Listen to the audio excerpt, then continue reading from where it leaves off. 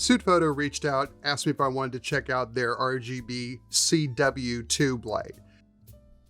Me, being the tube light addict I am, was more than happy to oblige. As usual, they're not going to be seeing this video ahead of time. All the opinions here are mine and mine alone. Crack open the box and see what you get here. You have instructions. Well, we know what to do with those. You have a nice soft case here. You have a Velcro strap.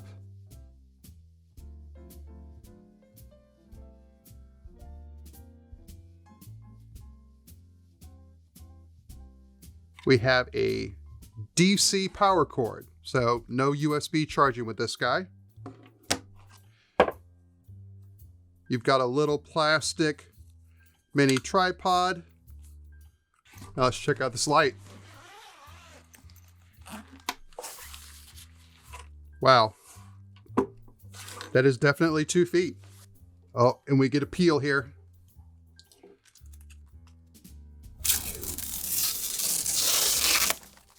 So let's go over the physical aspects of this light here. It is all plastic, but it feels pretty solid. You've got a 180-degree frosted cover.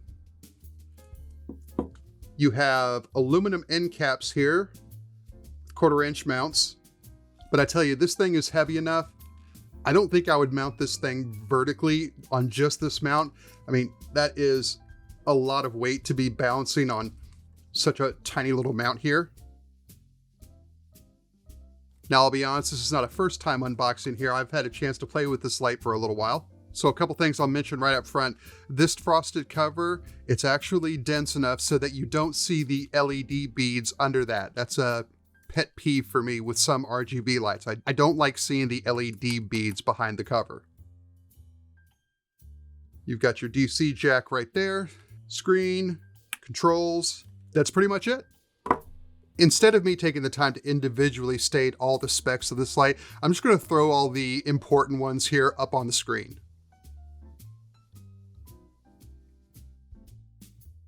I love how easy it is to use these lights. Didn't have to look at a manual, and within a couple of minutes, I'd pretty much figured out all the controls here on the light themselves. You have your different mode buttons here, and we'll start in color temperature mode. Simply use the dim button to change the intensity, and the set button to change your color temperature. Now in color temperature, you can go all the way from 2800 degrees Kelvin all the way to 10,000 degrees Kelvin, which is just a huge range. Now, if you press in the set button when you're in color temperature mode, you will go down to your green and magenta correction. It's very, very subtle, but that feature makes these lights excellent to mix with lights from other manufacturers. So let's go to RGB mode. Using the set button, you can change the values here of your hue. Press the set button to move over to saturation. Again, turn the knob to change those values. And of course, the dim knob, as always, changes the brightness of the light. Now, if you press the HSI RGB CW button, long label for a button, now you're in your RGB CW mode, which gives you a much more granular control over the types of colors you can get. So again, you can use the set button to dial through all the different colors, and then use the intensity mode to bring up the brightness of each individual color. Like I said, it's really straightforward. We'll go over to FX mode, and we've got a few of these in here.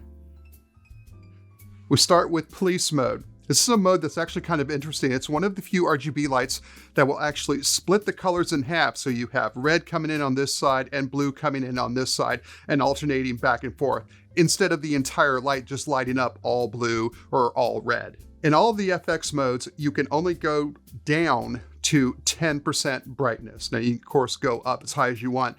So 10% is as dim as you're going to get when you're using the special effect modes. The set button will change the frequency of the special effect, and that's how quickly it cycles through the color effects. And as always, the dim button changes your brightness. Press the FX button again to change modes. Now we're in fire truck, ambulance, fire, fireworks. Let's go ahead and jack up the frequency so we can really see these things moving. Faulty bulb, TV, RGB circle, which will cycle through all the different RGB colors of the light, paparazzi, lightning, and now we're back to police. The screen is nice and clear, but it's not too terribly bright. It gets the job done for me. You've got a battery indicator at the top. Right next to that, you have the temperature the light's currently at, your channel and group ID number, then you have your color temperature, your brightness, and then at the bottom that will change with different information depending on what mode the light's in. The mobile app is really easy to use. It's called SSLED. Simply fire up the app, click on Add Device. There's my light right there. Click Add to My Devices. And now we have a light in there. The other light that's listed in there right now is from a light I was using earlier. So we'll click on that light. And if you've ever used one of these mobile apps with these lights before, everything should look pretty familiar.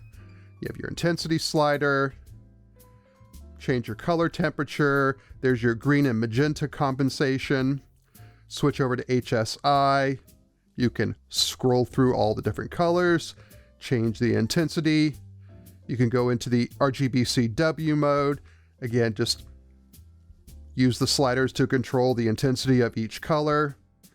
You have your FX mode that can go through all of the special effects. It's just a nice basic no-frill apps that works really well. As I was editing this video, I completely forgot to talk about the grouping or bonding of these lights. Turn on 2 or more of these lights. Make sure you've set the channel and group to be identical across all of your lights. Simply press and hold the set button, and now you have full control of your lights, all from one light.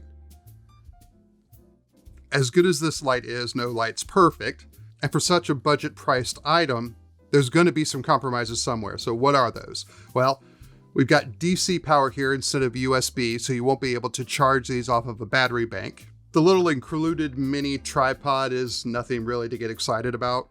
There are no magnets anywhere on this to help hold it up in the air. And while it's great that they included a case, the DC brick here doesn't fit. My goal here with this video is just to make folks aware of a fairly budget-priced light with performance similar to lights 3 times the price. If you do decide to get one wherever you decide to purchase, I would like to hear from you in the comments. I haven't come across such a good bargain in video gear in some time, and I'd like to know if other folks feel the same. Gear in this industry isn't cheap, you know. Thanks for taking the time to watch. If you've got any questions about this light, let me know in the comments. Have a good one.